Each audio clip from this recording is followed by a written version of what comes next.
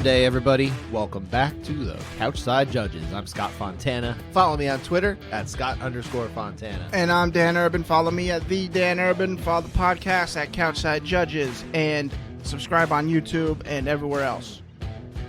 I guess you can do that. Yeah. No, really. Please do it. Please. And make sure you read the scoring criteria. It's necessary. Do that too. Please.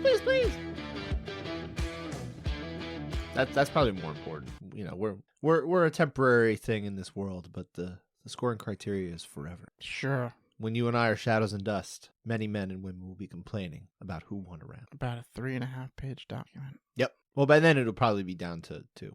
Oh, okay. But still not read. No one will read it anyway. Goes on. You know why it goes unread? Because it's single spaced. Yeah, it is double spaced. I like that. Also, not true. Dan, we've still got 7 rounds to catch up on from last week's show. No. We're done. I know. Much more calm this week. Not only because there was one event, but also that one event didn't really have anything that we had to dive deep into as far as, any split decisions or, any sort of wacky rounds, right? Yeah, everyone who won was supposed to win. No one was complaining. All unanimous. I don't think so. I mean, there's probably people complaining. I'm sure there was. People love to complain. Love complaining. Huge complaining. Can't get enough of it. We should do a show. If this podcast ever ends, we should start a new one. And it's just about complaining about people who complain. We'll find something that people are complaining about and then complain about those people. That's a show. We can keep complaining.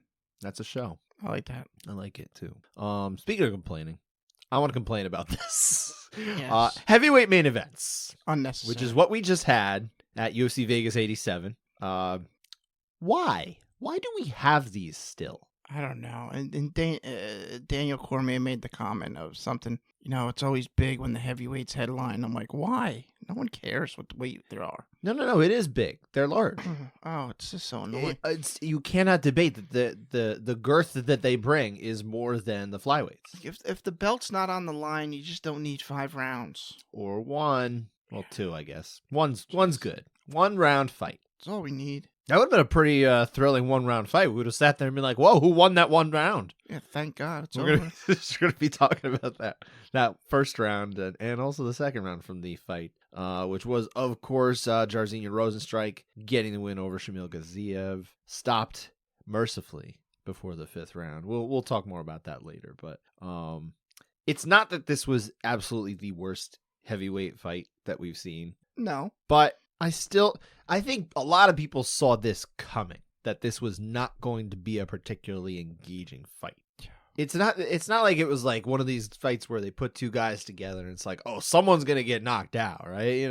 No one sat there and said that about this fight. Even the UFC wasn't like pushing that narrative like they often do. I think they even knew what they had in this case. It's like, come on.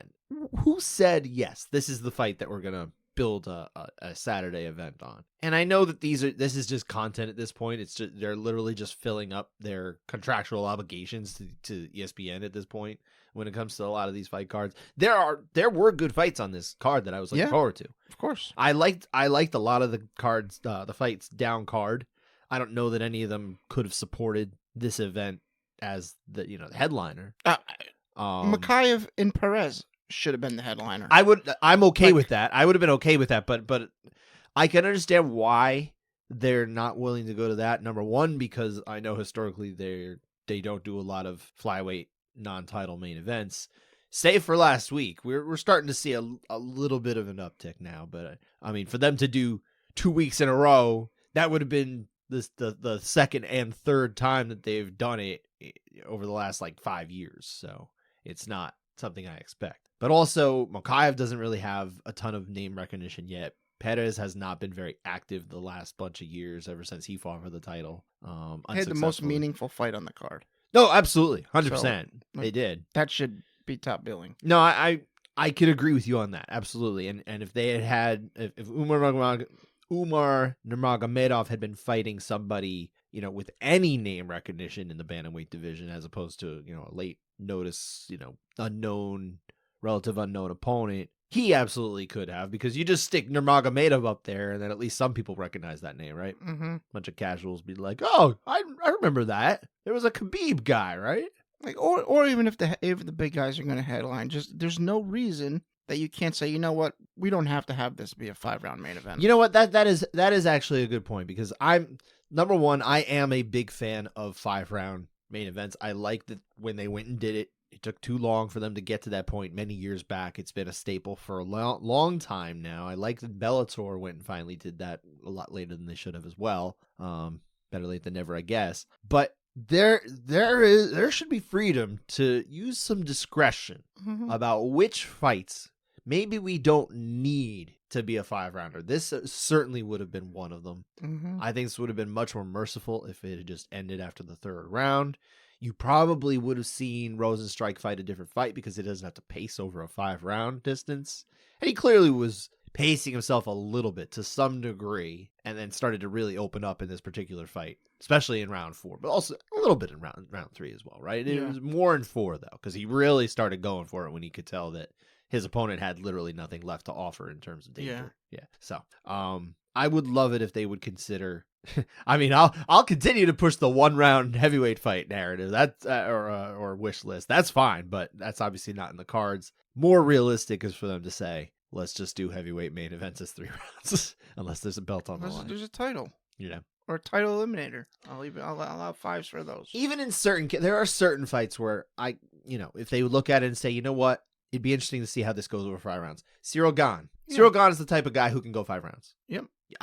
You can watch him fight a 5-round fight depending on the opponent. I'm okay with that, but it takes somebody at that level, and that I guess athleticism, that lack of heavyweightness in terms of being slow and plodding and gassy, and I mean not gassy and not flatulent, but how about this? If the fight doesn't advance the top end of the division, it's just 3 rounds. That's it. Or just don't put it as a main event. No matter. Period. Yeah, no matter. That should be a rule. Whatever the headliner is, if it's not going to advance the top end of the division, no matter the weight class, it's 3 rounds. Mm-hmm. No, I like that. I think that's fair. Although I would stipulate that all fights 135 and below have to be 5 rounds if they're a main event. Well, I mean, if 135 is main eventing, it's probably the top end. True, so. But nonetheless, give those guys some room. All right. I want more of that. Okay. Especially if it's something we are thinking about it. Kind of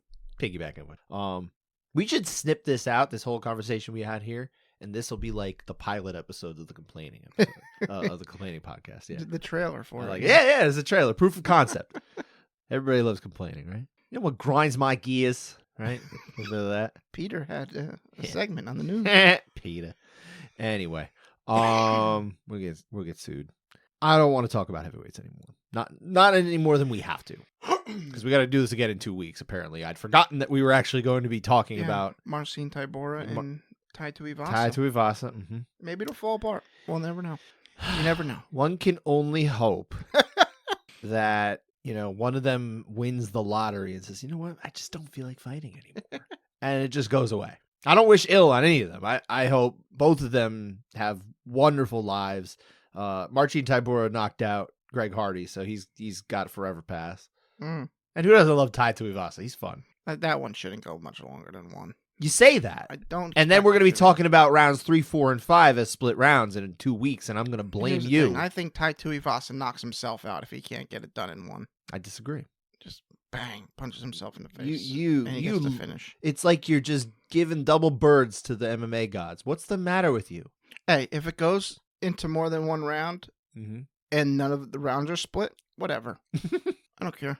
Fair enough. Let's actually talk about kind of 2 names that we brought up earlier. The more interesting fighters, I think, to come away with victories here. That was Muhammad Mokaev, like we mentioned. Got the win over Alex Perez. What's left for him before he gets a title shot? He's been kind of steadily brought along. He has now entered and surpassed the point where he's like, okay, now he's really in the mix of like kind of that upper level of flyweight, but not necessarily the obvious has to be next challenger either. So what's he got to do? I mean, I don't know how you say he gets to jump Manel Kopp, Mateusz Nicolau. I know how he gets to Kai Kara France. I know exactly how he gets Amir to top Albazi. to jump over Manel Kopp. Manel Kopp doesn't make flyweight. Is he out of flyweight for good? No. Or he just doesn't make it? He just doesn't make the weight. How can you possibly give him a title shot when he can't make the weight? I'm not saying he deserves it over. I'm saying, how do you jump 7 guys? Yeah, I mean, I would give it that, but I was just listing all the names. No, I understand. But I'm a big proponent of Manel Kopp needs to go up to bantamweight. I mean, I would like him to fight at least one more in the top 5. I think he's definitely got to fight. I mean, I think Steve Erceg has a claim to say, hey, I should fight Makayev. I think that's a fun fight, but I don't know that's the right fight right now. Because, I mean, he beat the guy that's right behind Makayev. Mm-hmm. Makayev only beat the guy that's one ahead of him. So, I mean, I think it's I think they probably need to. Makayev needs to fight somebody who has a little bit more name recognition next. I think you could. I mean, Kai Kara France has a fight booked next week, right? Is he on that card? Yeah, you named him. Kai Kara France? I don't know. No, he's not fighting next week. I got him confused with Kyler Phillips. Ah, yes, they are 2 different humans. Yes. Yep.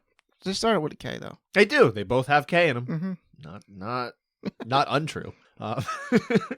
Yeah, I think we definitely need to see. I mean, look, I don't know what Kai Kara France is up to, but Kai did just lose a very contentious fight to Amir Albazi, right? That was the one. Albazi's coming off a win, obviously. I think that would actually make more sense. Makayev and Albazi would be interesting. I think that's a justifiable number 1 contender fight. Well, Brandon Royval's the number 1 contender. Brandon Royval's also not going to get the next title shot. It's just not going to happen. I'm not saying he won't ever get one again, but he's not going to get the next one. Not unless they need a body. Oh, they always need someone. And I like Brandon Royval. This is not a knock on him. It's just realistically, how can they justify giving it to him? You're just trying to get him to go back to having to have a day job.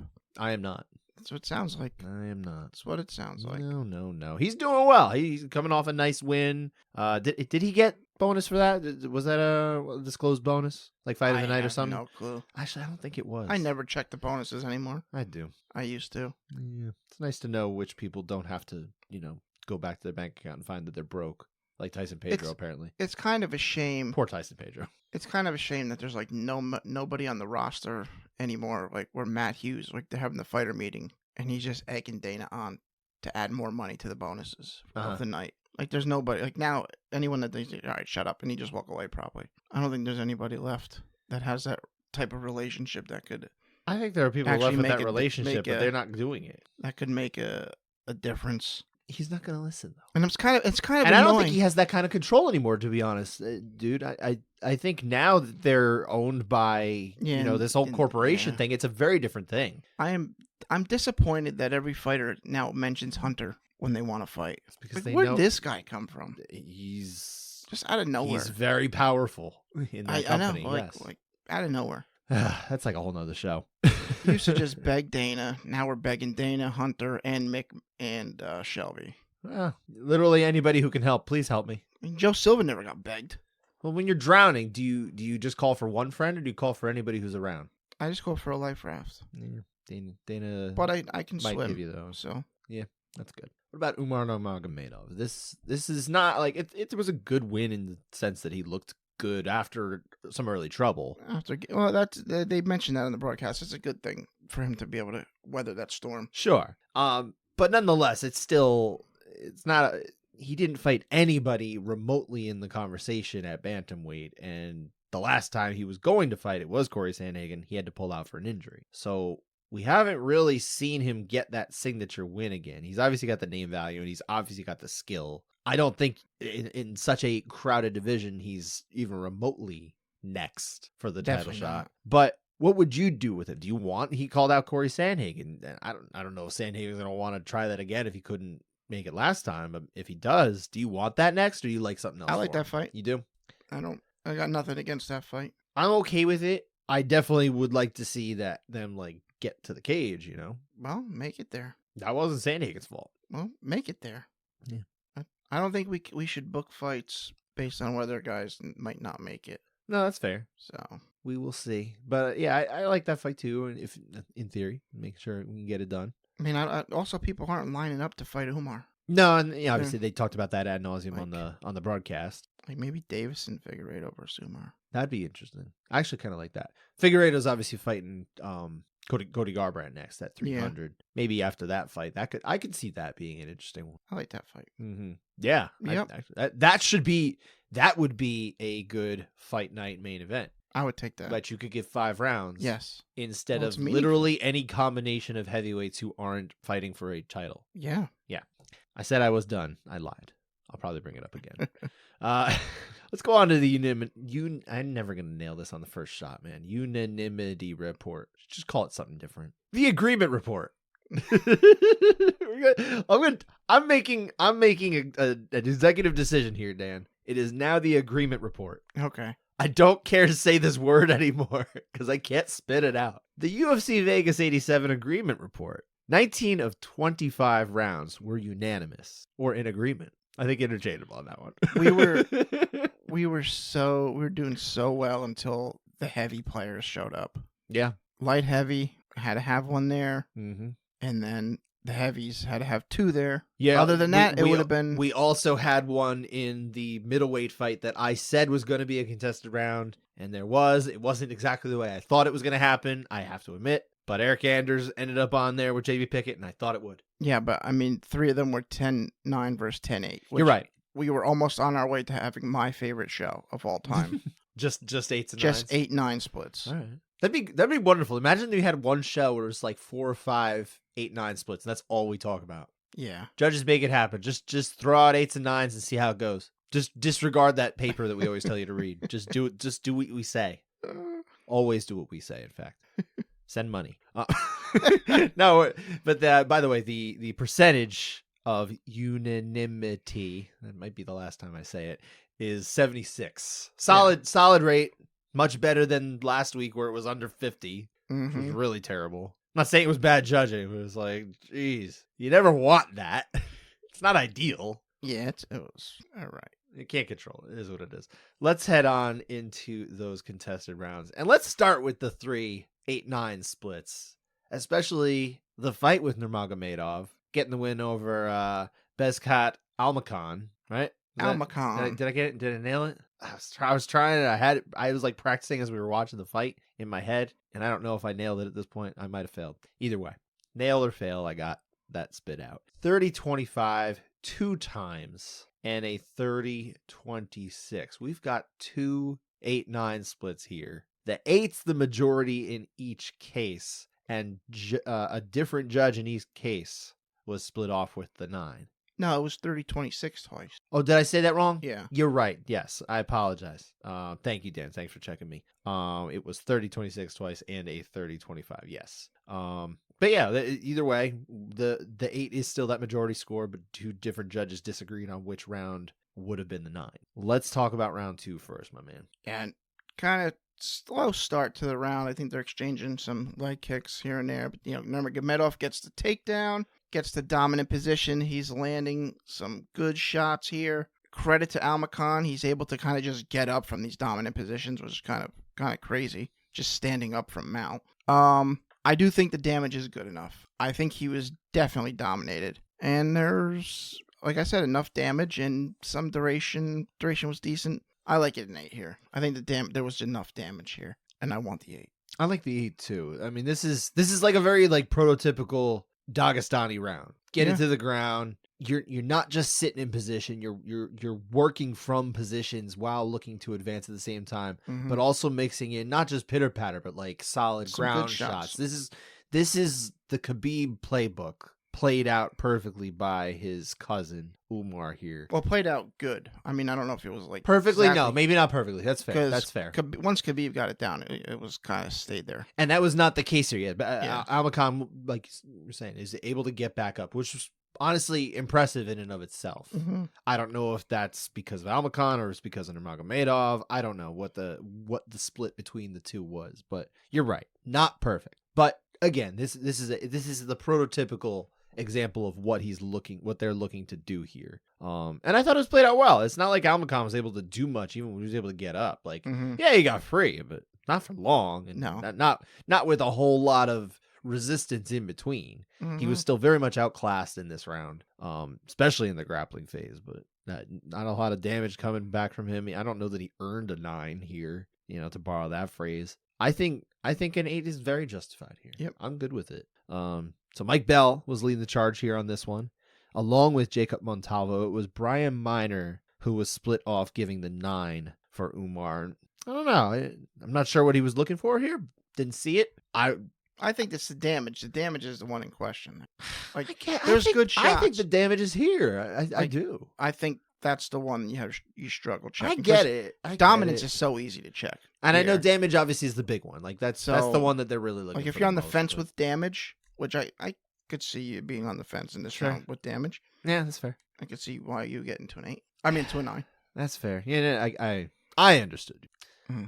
Well, it wasn't going to make a whole lot of difference because at this point he's already up 2 rounds on every card. Let's talk about round 3. It was actually kind of funny because after he does get rocked, DC's like, yeah, I don't think we're going to see him mess around with the striking much the rest of this fight.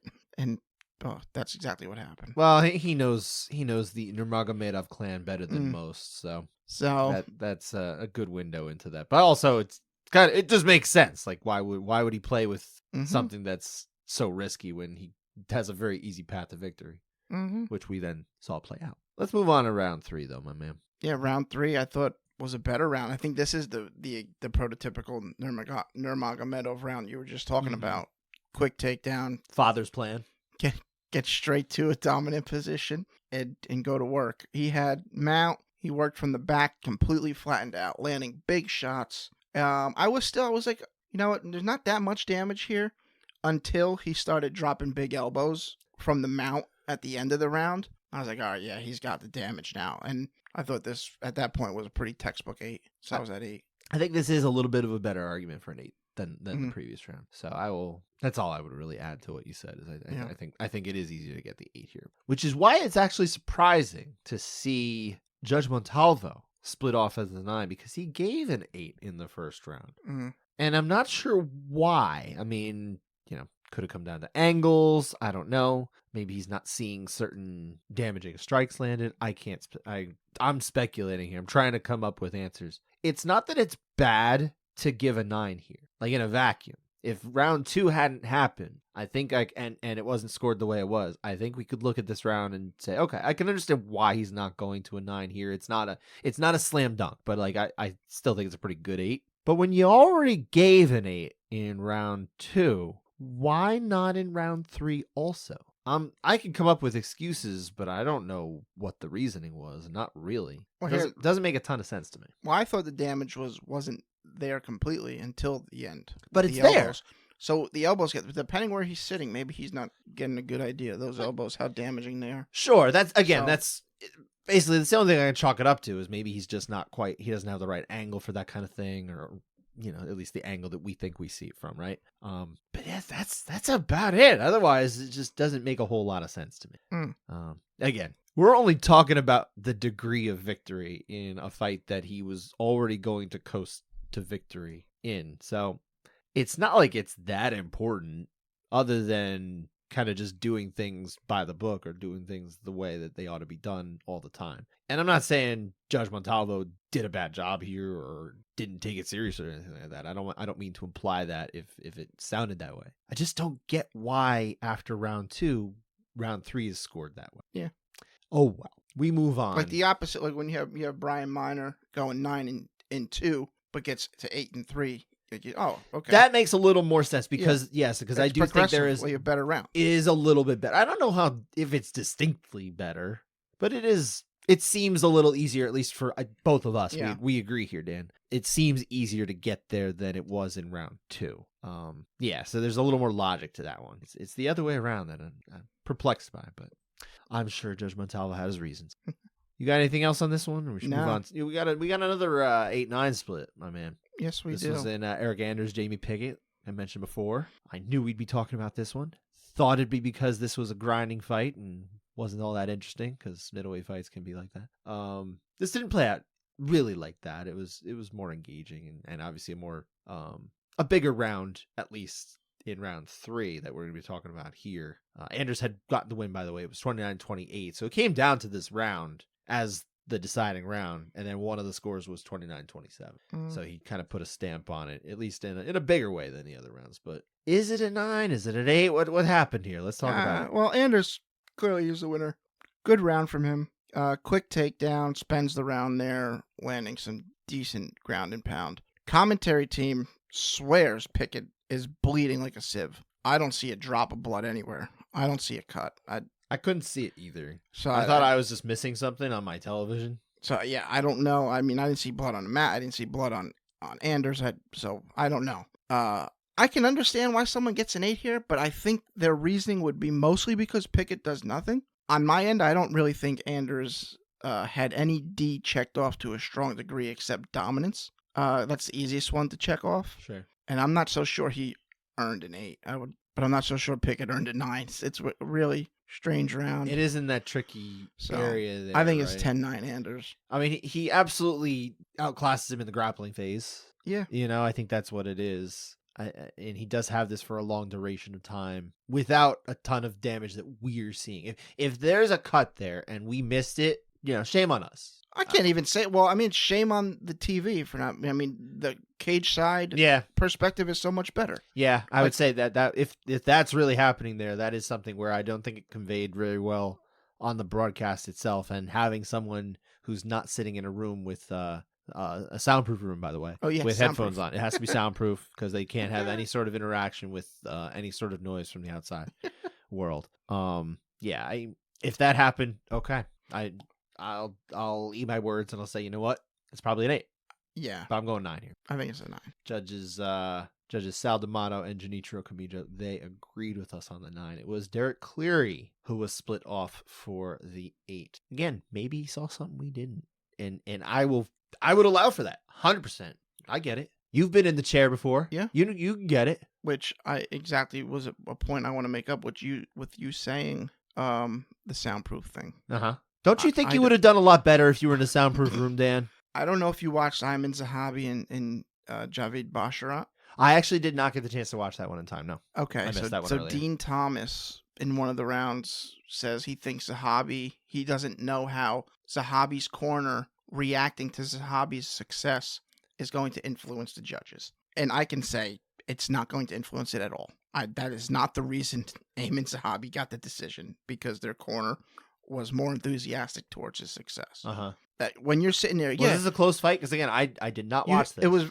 Round 2 was very close. Okay. Round 1, not so much. Round 3, kind of close. Zahabi took over. Okay. Probably pretty easy Zahabi fight. But round 2 was a theoretical could have swung the other way. Round 2 was very close. Okay. But so it's not. I don't want to say easy Zahabi fight, but it was round 3 was easier to score for him. Okay. But it was close round regardless. Right. But Dean Thomas saying that he thinks the corner reactions might have an effect. I feel like that's kind of the issue with people who've not judged, which is basically everybody, including myself. You've shadow judged. You yourself, your scores didn't even count. So it's more than most people, but it's not even the same thing. It's not the same thing, but I was also in the blue corner. Well, you were in a chair, but I was you know what I mean. in the blue corner. Mm-hmm. And I didn't really, it doesn't register what they're yelling. Well, maybe you are. So it's like, maybe you're just preternaturally amazing at judging. Maybe you are. Maybe no one realizes it, but you're like the greatest prospect of all time for judging. Could you be that? Is it possible? Listen, did they have like an annual like farm system rankings of the judges? I'll say this, like they do in baseball. In my favor, I've been when I'm driving and other people are in the car. Yeah. They're like, "Aren't you so hot right now?" I'm like, "What are you talking about?" They're like, "It's like 95 degrees in here." I'm like, "Oh, turn the air on." Once I'm driving, I'm in the zone. Mm-hmm. I can't feel nothing going on. Yeah. It's freezing in the car. Why don't we put the heat on? I don't know. I'm driving. I don't need the heat right now. So if you're driving, let's zoned in. Let's say in next month when you and I go to the Yankee game. Yeah. You're driving, and I pull out a knife and I stab you in the shoulder. You're just gonna be like, "Oh, sorry, I didn't notice. I was driving." I will not notice you pull out a knife. But when I stab you, will you notice? It'll hurt. Yeah. Okay. I will just checking. I will pull the car over safely, and then I will proceed to throw you a beating on the side of the road. I'm just trying to decipher whether this is like just something you're good at, or it's a superpower? It is super. Once my focus is on, I'm on. Gotcha. That's it. Gotcha. So to bring it back to what we're talking about here, you're saying that you being in the judge's chair would be similar to you driving, where you're in there, you're not focused on anything else. You're tunnel visioned in. I'm in. Okay. That's it. Yeah. Honestly, you sound like the greatest prospect in the history of MMA judging. I am the Jim Miller of MMA judging. All right, we got to move on from that. That's just making me laugh. Not that you could be a terrific judge. That's not what I'm saying. You're just making me laugh. We're going on to, God, we got to talk about this again. Jairzinho Rozenstruik getting a victory over Shamil Gaziev, round 4 TKO. Between rounds, it was stopped by some combination of the doctor or Mark Goddard or Gaziev just being like, nah, I can't see. I don't want to fight anymore. Hard to tell. Was not really specified by Joe Martinez when they announced the winner. So I don't know what the heck it goes down as. It's just a TKO. Yeah. We'll talk a little more in a little bit about the nature of that stoppage too, because I think it's interesting. But let's talk about the 2 rounds that were split in this one to begin with, because hey, who doesn't love to talk about heavyweight split round? Starting with the first. I thought Rozenstruik busted him up on the feet pretty good with his jab. Gaziev's face is, his nose all busted up. Some leg kicks. Eventually, Gaziev does get a takedown, lands some shots. I can see why someone scores it for him. I just like Rozenstruik better. 10-9. Gaziev did land some bigger shots too, standing up as well. And I think in addition to what he did on the ground, that helped a little bit. I think if it's just the groundwork, it doesn't get there. But I think you add in some of the heavier shots that did seem to land. I don't think Rozenstruik was particularly hurt, but they're still heavyweights. It's not like it's a pill to be. I think you got to account for it. So I went the other way. I 100% see why you would get there. This is not me debating why it shouldn't go that way, but more or less defending why I went the way I did for Gaziev. Okay. No problem. Yeah. We're in agreement. We're all friends here. Judges Derek Cleary and Sal D'Amato agreed with me. Judge Chris Lee agreed with you. That's all I have to say about that. That's it. Go to round 2. Yeah, I hate this fight. Don't we all? It's not the worst, though. Not much is actually happening this round. It's quite a low output round here. Rozenstruik's landing his jab a little bit. Gaziev is just clinching it and kneeing a little bit of strikes here. I just wish it would be over. I scored it for Gaziev. I thought he was a little bit better. I thought Rozenstruik actually had a little bit of a better round here. Not that it couldn't go the other way too, but when you told me as we were waiting for the actual scores to be shared online to the UFC's various accounts, you said I could see it being rounds 1 or 2, and I thought, no, just 1. And sure enough, you were right. Round 1 and 2 were split. I was a little surprised, not that it couldn't go that way. I just figured it wouldn't, because I saw it as I did for Rozenstruik, and you, of course, saw it for Gaziev. I get it. There's not a whole lot happening here. It's a really stupid round of heavyweight. It's a very stupid round of heavyweight fighting. Yeah, absolutely. Yeah. This is the one with all the clinching stuff too. Yes. Right? Yeah. So this was the most clinch heavy of the 4 rounds. Oh yeah. Well, round 3, Rozenstruik's like, listen, not happening. Keep you at distance. I'm gonna pop you in the face. He was a little smarter with that. Rozenstruik needs to get his back away from the cage, though. He puts himself in those positions where it could happen. It's just the way he tends to fight. If he wasn't against the cage, Ngannou might not have knocked him out. Possible. It's like I was kind of expecting that, to be honest. I thought it was going to kind of go the similar way. Yeah, or maybe I was just hoping. I thought Gaziev was going to get the fight down. He couldn't get the fight down, so that basically killed him because he had almost. He gets him round 1. He got it down in round 1. Yes, and he actually passes to Mount while the guard is wide open.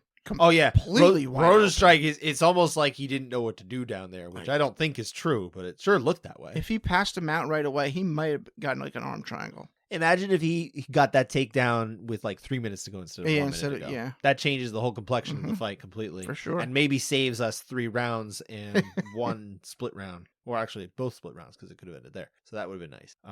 Rozenstruik did what he had to do. He fought a good fight for what he needed to do. And then he did pour it on in the 4th round. Yeah. In particular, I thought we saw a different Rozenstruik than we often see. Even when he gets finishes, it's usually like, I don't know. It's not usually him kind of like pouring it on and overwhelming an opponent. It's like he kind of gets the right moment, like most heavyweights do, and then it's kind of over. It's kind of like he lost respect for what Gaziev had. I think he did, later in- absolutely. Later in the fight. I so. think he did. All right, we talked about this fight too much. We actually did talk way way too much. I'm almost embarrassed. I'm embarrassed for us. So you can be embarrassed. It's okay. One more fight here, going on to Vitor Petrino. I almost called him Bobby Petrino. Was he the head coach of the Falcons? Am I thinking of the right one? Wasn't he a football coach? Am I thinking of the right guy? Vic Petrino? No, I don't know. But yeah, Bobby Petrino, football coach. Yes, he was the coach of the Falcons. He's the one who left after 13 games. Remember that? Wait, no, yeah, but Yeah. I'm not laughing because I said Vic Petrino, thinking it's like, oh, that was a real person. Then I realized, no, that's Rick Pitino. Very different person. Yes. Yeah. Anyway, we'll steer it back to fighting instead of football. Vitor Petrino gets the win over Tyson Pedro, sends Pedro into retirement and hopefully a more lucrative line of work. Unanimous nod, 30-27 twice, 29-28. Only reason we're talking about this fight pretty much at all is round 2. What happened here? I took notes on all 3 of these rounds. As you should. I was like, oh, this Don't want to have to do this again. Yeah, please no. Really low output round. It's jabs versus low kicks. I like the jabs better. No big deal either way. The fighters really need to give something more to score. Tyson Pedro is not going to give anything more to score. He's walking. I feel like he didn't even want to fight. Maybe he didn't. Claudio Ribeiro felt like he didn't want to fight either. He just I also froze. didn't watch that fight. Yeah, that was a weird fight. Mm-hmm. Anyway, I scored for Petrino 10-9. And so did I. I have nothing to add. Yeah. Other than that the judges who agreed with us were Mike Bell. And by the way, I should mention in the second round of the heavyweight fight, because we have to go back to that because it never ends, you agreed with Judge Cleary. I agreed with Judges D'Amato. Good. In this fight, you and I both agreed with Mike Bell and Adelaide Bird. It was Junichiro Kamijo who was split off on his own for Tyson Pedro. Which is fine. Happy trails, Tyson. All the best to you in a career that pays money instead of not. 6 finishes on this one, sir. None of them were subs. All 6 KO or TKO. Only one fight ended in the first round. What was your favorite? Yeah, it was Mark Goddard stopping the main event. Yep. Or whoever did it, whatever the intervention came. Mark Goddard is the impetus for why it happened, for sure. I don't know how it goes down officially. Yeah, I don't really know, but stopping the fight. I'll give you. I dealt a poker tournament tonight, and we were about 25 minutes away from starting when this fight started. Mm-hmm. And I was like, oh no, I don't want to have to go back and watch any of these rounds. So I was trying to watch it while we were on break waiting to start. And then there's like 6 minutes left to go. And it's like, okay, round 5's about to go. I'm just going to barely make it. And then the round doesn't start. I'm like, oh no, what's going on? And then I'm like, all right, Mark, do the right thing. End this. If the guy can't see, we can't fight. Sure enough, he answered the call. This is why Mark Goddard really is like the gold standard for refereeing at this point. Is you see him step in there in a situation where things could have gone bad potentially for Shamil Gaziev, who he either can't see or he has basically no fight left in him. I don't know what the deal was, but it sure seemed like he was not there to fight anymore. That fight wasn't turning for around. one reason or no. He had. I even tweeted out when I tweeted my score after that round. I said I don't see a path to victory. Mm-hmm. And sure, he could have Hail Mary knocked him out, or maybe he gets a takedown and submits him. But realistically, at this point, it wasn't going to happen. The only thing that could have happened was over the next 5 minutes, at some point, he eats enough concussive damage to cause long-term harm. Mm. And it just was not going to turn around for him. He was obviously communicating with his corner in a way that someone disagreed with something. Yep. Right? Now we're recording this on Sunday night or Saturday night, excuse me. We don't know what's come about between then and Monday when this episode releases, if there's more information on how that happened, but this is what we have right now. Mark Goddard, eagle-eyed and ever paying attention, does not speak Russian. Or he's from Bahrain. I'm not sure what language he actually speaks. I don't believe it was Russian, but Bahrainian. Probably not. Okay. I don't actually. You know what? I wish I knew. I unfortunately do not know what language is spoken in Bahrain, or at least by Shamil Gaziev in particular. But whatever the case, Mark Goddard's not a native speaker, but he was determined to get to the bottom of what was being said. Arabic is the official language Arabic? Okay. of Bahrain. Okay. I'm not sure what he was speaking. I mean, whatever language it was, potentially Arabic. I missed that, and I apologize for that. But Mark Goddard just wouldn't let it go. He's like, no, let's get to the bottom of this. Let's figure that out. Doctor comes in. He's having a look. He can tell it's not going the right way, so he's just like, no, I'm waving it off. It's over. Mm-hmm. It's not like the doctor turns to him and says, no, he can't see. I recommend you stop this fight. He had seen enough. It was over. And I thought that was just fantastic refereeing. And Yeah. I didn't see a lot of talk about that afterward. I think it flew a little under the radar, possibly because nobody wanted to talk about that fight anymore, which I can understand. I totally get that, but just phenomenal. I thought the way Mark handled that all around. Mark Goddard, the 2023 referee of the year by my standard. And honestly, he seems well on his way to getting it again. We'll see. We'll see. Might be a repeat performance on this one. Speaking of long-term damage, what was your favorite finish? Yeah, that would be Vinicius Oliveira. Flying knee to Bernardo Sopai. Sends him directly to hell. Very quickly with his face forward. 19 seconds left. And they were even talking about, like, a minute before, Bisping and DC, they're talking about, he's looking for that highlight reel finish. Mm-hmm. And he very much was. Like, you knew what he was trying to do. He was looking to get a good finish. The sequence was beautiful. He lands a real heavy leg kick. And I believe it was a left hook. I don't even know what followed the leg. I thought the leg kick was it, and he just ran away. The leg kick was hard, and I think he also hits him with a punch, at least. I could swear it was a left hook, but I did not write it down. I apologize. And then you can tell that Sopai is really hurt. He backs up. He's like half limping away. He's up against the cage. And Oliveira takes this running start and just, boom, flies into the sky, one knee. And Sopai is like a magnet to the ground. His face just, it's like he had a metal plate in his face and there was a super magnet. It's just like, whoop! And he gets sucked to the ground. He was done. That was amazing. Yeah. Just a beautiful knockout. That's my front runner for knockout of the year right now. Well, I'm not going to put that on yet because there's one potential that could up it depending how he wants to finish at UFC 300. But however Jim decides to finish Bobby Green, yes, we'll figure it out. Yes, I understand that. But also, it wasn't enough. It wasn't enough to get flattened. I'm sorry. It wasn't enough to get your knee damaged. After he got up, he couldn't even walk because his leg is so battered. Oh, yeah, he was just a total wreck. He had to get flattened by a flying knee. Yeah. It's like, okay, now I can't walk. I can't train forever. The whole thing was beautiful, though. It's just done. I respected the heck out of the violence. That was terrific. And that's what we watched for, right? There was bad blood, apparently, between these two. I did not realize that. No, I didn't realize that. I think they had something at the weigh-ins. Okay. So. Yeah, but that was fantastic. Also, honorable mention to Steve Erceg. That left hook, kind of the same situation. He just really put him down. It was over and walk-off knockout. Yeah, real nice walk-off knockout of. Oh goodness, who was he fought again? Matt Schnell. Matt Schnell, yeah. Matt Schnell's always in a wild fight. He is always in a wild fight. There's always something fun's gonna happen when Matt Schnell comes in. It's not always fun for Matt Schnell, but even when he wins. But that was. There was some good violence in the Apex this weekend, and I'm not surprised, but also there was not good violence in the main event, which I'm also not surprised. Just put a better headliner up there, I had a nice back and forth with our guy Spencer Kite on social media. We were kind of talking, Spencer is a proponent of and I can't speak directly for Spencer, but his words I think speak for him.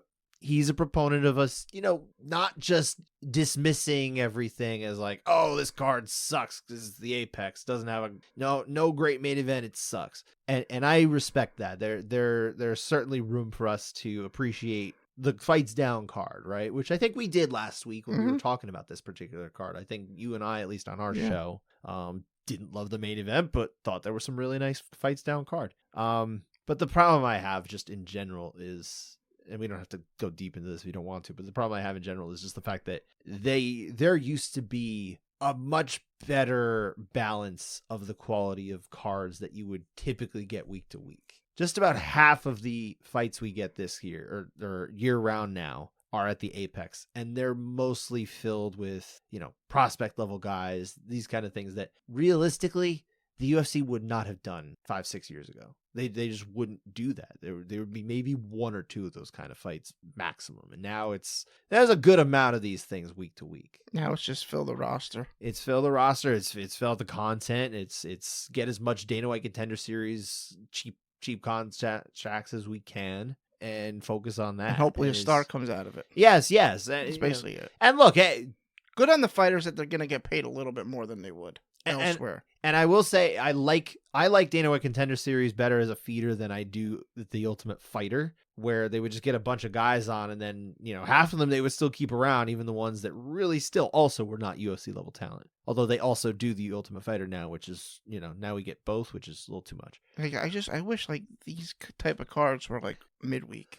Yeah. Absolutely. That would be awesome. I'm very much in favor of us putting a card like that. Apex should be like Wednesday night at the Apex or something like that. Yeah, that'd be cool. That would be you call it UFC Apex. That can be a show. They were talking about DC's like, why don't they name pay-per-views anymore? He was because Bisping brought one up and he's like UFC 56 and whatever the name of it was. Yeah. DC's like, wait, why don't they name them anymore? And then they were trying to come up with names and they're like UFC 299 Vice City is what DC had. City. And someone in the production team had Mayhem in Miami. I like that. They wouldn't have done those. Those weren't the names that they used to give. It was always like one word, like Payback. Payback. Undisputed. Yeah. Mayhem would have been good. I don't think they ever did a Mayhem.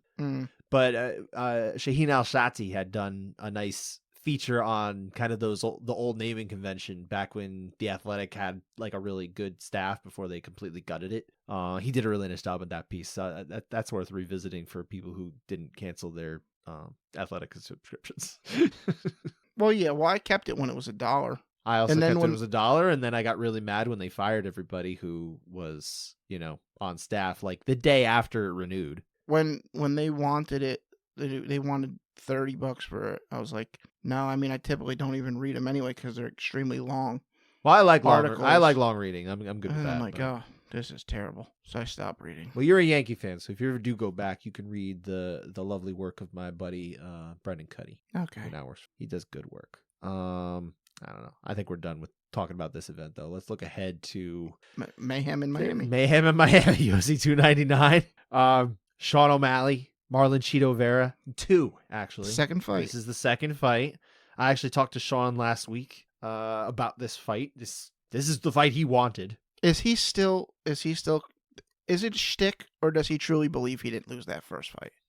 What's your read on it? I think he knows he lost the fight. He calls it no. He says it's no contest. How is it a no contest?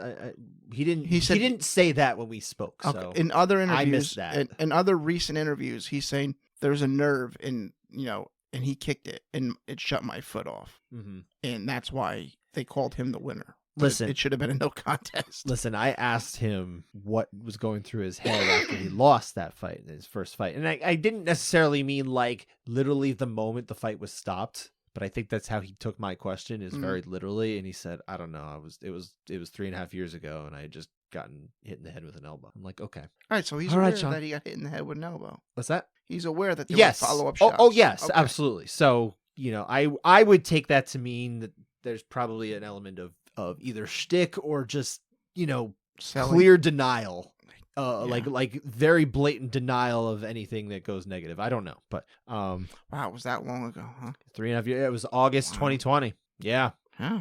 That was his first and an only professional setback. There was the other fight that was a no contest, a real no contest, and that's not a setback. That's just, didn't really happen. Doesn't count.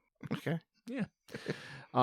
Listen, I don't think this was the right booking. I think there was a mistake made in not putting Sean O'Malley against either Aljamain Sterling or Merab Dvalishvili as the next fight. And Marlon Cheeto Vera had lost last year to Corey Sandhagen, who had not lost since. He won a fight since, and he still gets to skip the line. I don't like that. I like Cheeto Vera. I really do. This is pure WWE booking. It's weird. Yeah. Because of the story. This is what O'Malley wanted because of the story. I get it. And nonetheless, it's still a compelling fight because there's almost no way to go wrong at bantamweight. Not really, because there's so many fun combinations there. But yeah, this isn't the fight I wanted next. It would have been great to have it another time, though. Sure. Merab first, and then Vera has to win one more fight, and if he wins, then he gets a title shot. I think that'd be easy. Simple as that. Nonetheless, we're here. We have what we have. They're in Florida. Yep. Judging in Florida, usually reasonably solid. They'll bring in some outside guys. They've got some staples that they tend to use. Chris Lee's local. So Barry Luxembourg, Troy Winkapaw. Yeah. I'm not saying for sure he'll be there, but he's probably going to be there. Maybe Howard Reichbach. Yeah, that's a name. Or Mike. Eric Colon does a lot of Florida events. I believe his name is Eliseo Rodriguez also does. I have to double check his last name, but yes. There's some guys that they typically use in Florida, and most of them have Derek Cleary, performed Sal ably. D'Amato. Yeah, I've heard of those guys. Yeah. I'm familiar with the names. I believe it's D'Amato. Yes. That's what Bruce it, Buffer yes. always says, so it must be right. He doesn't get anything wrong. Ever. Eric Colon. Named after the punctuation mark. Other fights here. Dan, usually we list like 2 or 3 fights that we're also really looking forward to on this card. I listed 10. Yeah, you went wild. It's kind of a good card. This is really good card. This is what you're talking about. Yeah. How there's so many, like, it's not balanced. No. So. It isn't balanced. But like it's particularly imbalanced right now. This coming card and then the one next month. They're just kind of sucking a lot of the air out of the room. I still feel like there's ways to get it done. I mean, we could do a whole episode, and we could certainly have, Spencer on, and I'm sure he'd be happy to have a nice civil conversation with us, but that's not really what we do on this show ad nauseum, so I don't know if that's the place to do it. Spencer, you want to talk about it if you're listening? Well, he usually hit us up. Usually puts out 10 questions for every fight. Yeah. Or 1 question for every fight. Not 10 questions for every fight. No. Although I'm sure he actually could come up with 10 I for every believe fight. Spencer Kite could definitely come up with 10 questions for every Yeah. single fight. I believe that. I believe in him. I'm glad he doesn't, because I don't want him to waste his time that much on a heavyweight fight. I like him enough that I don't want that to happen for him. But here, I'll just run down the ones I listed anyway. Dustin Poirier, Benoit Saint-Denis, Kevin Holland welcoming Mike Venom Page, Gilbert Burns versus Jack Della Maddalena, finally getting a big step up. Peter Yan, Song Yadong, Curtis Blaze, Jalton Almeida. I like this one even as a heavy fight, because finally we'll get to see what Jalton Almeida can do against someone who can actually wrestle back. That's true. Because every single Jalton Almeida fight is like the same thing. Gets the takedown, mauls them on the ground, rinse and repeat until fight ends. That probably isn't going to manifest against Curtis Blades. And if it does, then I'm very impressed with this man. But there's a distinct size advantage and probably a distinct wrestling edge. I'm so in curious. the favor of Blades. So I'm curious to see how that goes. I'm curious who's favored in this. It's got to be Blades, right? I don't know. I didn't see the odds. Caitlin, formerly Caitlin Chukagian, now, as I saw online, going by her married name, which I believe is Serminara or Cherminara. Yeah, that's what it looks like. Mm-hmm. Against Macy Barber. I like that fight too. I mean, not Caitlin Chukagian fights are not always the most engaging. There's a lot of chaos and I mean, the only finish is happening is if Caitlin gets finished. Not necessarily, That's but the Macy Barber. That is the only finish. It's Fair enough, it is fair death, enough, taxes, and Chukagian by decision. That is what it is. Fair. But Macy Barber, I could see her getting a finish. I could. That's what I'm saying. If there's a Yeah. finish, it's All right. because she got finished. Fair enough. I'll give you that. But I like this fight, and there's some real impact to this one. I don't think it's winner gets the next shot, but they're right there after we sort out what happens with Aaron Blanchfield and Manon Fiorot later this month in Atlantic City, and I should be there for that one. Mateusz Gamrot against Rafael dos Anjos. That should be a pretty awesome fight. Who's back down at 55. Pedro Munoz and Kyler Phillips is good. Michel Pereira against Mikhail Oleksiejczuk. I mean, embarrassment of riches. Yes. This most of those fights could go on the main card, and we're talking about early prelims for some of the craziness. Hopefully we don't get decimated by injuries or something this week. Knock wood. As I knock wood. And Blades is slight favorite at the moment. Slight favorite. Okay. All right. Out of those fights, the obvious pick here is Poirier and Saint-Denis is a really fun fight. Mm-hmm. After that one, what's the one you're most looking forward to personally? Oh, Kevin Holland and Venom Page. Yeah. That is going to be awesome. What if What if Kevin Holland studied the Logan Storley fight heavily and said, I'm going to mix in a bunch of Storley knees instead of actually fighting? Would you be happy? I would be. Or would you be devastated? Would it like rock your world? It would. I don't know if we would have to rename them Holland knees. Trailblazer knees. Yeah, I don't know. I mean, I also pictured this like Kevin Holland's pretty good on the ground. Maybe he does take him down and try to choke him. Holland is a well-rounded guy, but if he wants to strike, I think he's going to want to try to put what a he show. wants to do. I think he's going to want to put on a show, actually. I think he's just going to want to have fun. I don't know what that will entail, but I don't think he cares what his coaches say when he gets in there. It took a while. Venom Page finally got there. I think we should get a finally fun chose fight. to get there. He could have gone over another time. He's finally there. Yeah. I think Burns and Madalena is kind of insane. It's like a giant step up for Madalena. This is sink or swim. Yeah. Sink or swim. No, absolutely. Like, but it's a big test for Gilbert Burns. I mean, he's not coming off of the best fight for him either. So, but still, it's so. No, I think it's like some prospects they throw to the wolves, and others they bring up so freaking slow. Uh-huh.